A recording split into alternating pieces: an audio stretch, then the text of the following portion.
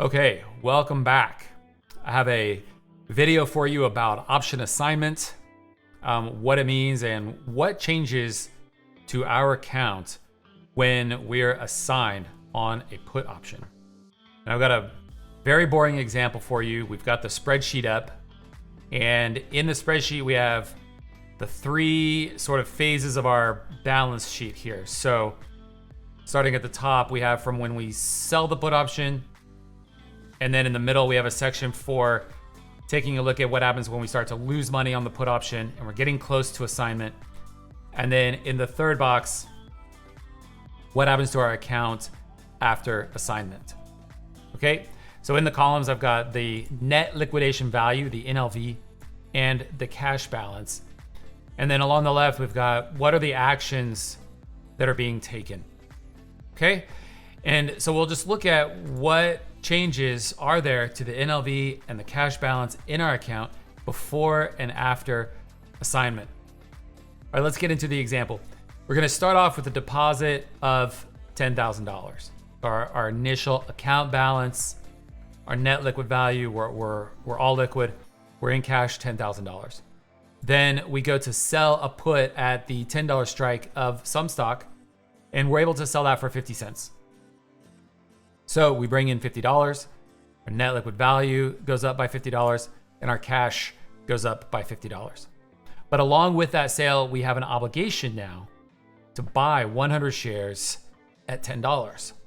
So that doesn't change our net liquid value, but that obligation comes off of our cash balance. And finally, we have a put option now in our account with a value of $50. Okay, so as soon as we sell the put option, we're not making money, we're not losing money. Our NLV is $10,000. Our cash has gone down by $950. It's cash available for trading. This is what we're going to see because we've reserved this $1,000.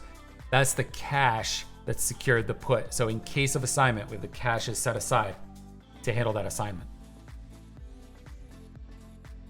Okay, now we're gonna look at the case of where the stock drops to $9. And to make this easy, we're gonna say the stock has dropped to $9 just before expiration. So there's not really any time value left on the option. Otherwise, this would be a very complicated calculation. But we're just gonna assume just before expiration. We're gonna take a look at just before assignment, what does our account look like? Okay, so we still have the deposit of $10,000. That's our opening deposit. We sold the put for $50. That didn't change. Our obligation to buy the 100 shares at $10, that didn't change.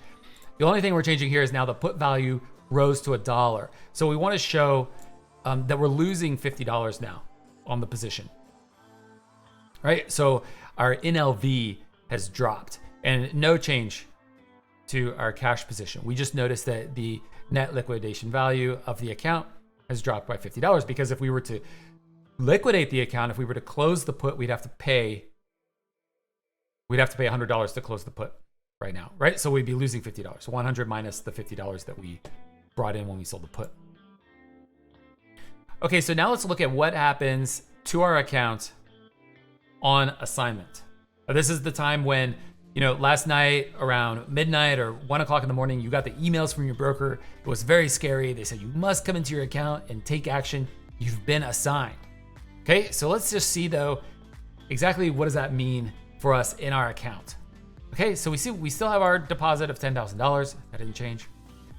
We sold the put for $50. We brought in $50. That didn't change. And we have the obligation to buy 100 shares at $10. This is a $1,000 obligation.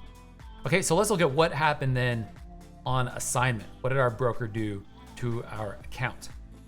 Okay, the put value is removed. Now here you may be wondering, why isn't this a negative $50 or anything else? The put just evaporated. We keep the premium of the $50, but we no longer have the put value in the account. So that $100, the put is just simply removed. We'll see where that money is coming out in a moment when we look at buying the stock. Okay, the obligation is also removed. So I'm showing that here as a positive $1,000 just to zero out that minus $1,000 obligation. So we no longer have the obligation to buy the 100 shares because we bought the 100 shares. So here we have a new line item for buying the 100 shares. So we pay $1,000. We bought 100 shares at $10 strike. Okay. And then now we have 100 shares in our account. So instead of the put option, now we'll see 100 shares of the stock in our account. We bought them at $10. They're now valued at $9. So we have that $900 value in our net liquidation value. If we were to dump the shares, hopefully we log in Monday morning and the shares are still trading around $9. If we dump the shares, we would be able to sell them for $900. So that's our net liquidation value. Okay, so the really interesting thing to notice is before assignment, we were losing $50 and our cash was $9,050. After assignment, we're still losing $50 and our cash is still $9,050. The only thing that changed was that within the account, the money just moved around. And instead of being short one put option, we're now long 100 shares. Okay, so I hope that this example, while it's boring, we're looking at a spreadsheet, I get it. But I hope that this sort of illustrates exactly what's happening during assignment, which should help you to manage your account through assignment and decide what to do post assignment. And we'll get into what can we do after assignment in the next video. And that would be either hold the shares for a recovery, dump the shares and sell another put option, which hopefully you can see from this that you would be able to reverse this assignment by selling the shares and reselling the put option, which if I sold the 10 strike put option again with a further date on it, I can hopefully do that for more than $100. It's effectively reversing the option assignment and bringing in more option premium, right? Or I could sell covered calls on the 100 shares. I could just sell a covered call and keep the 100 shares.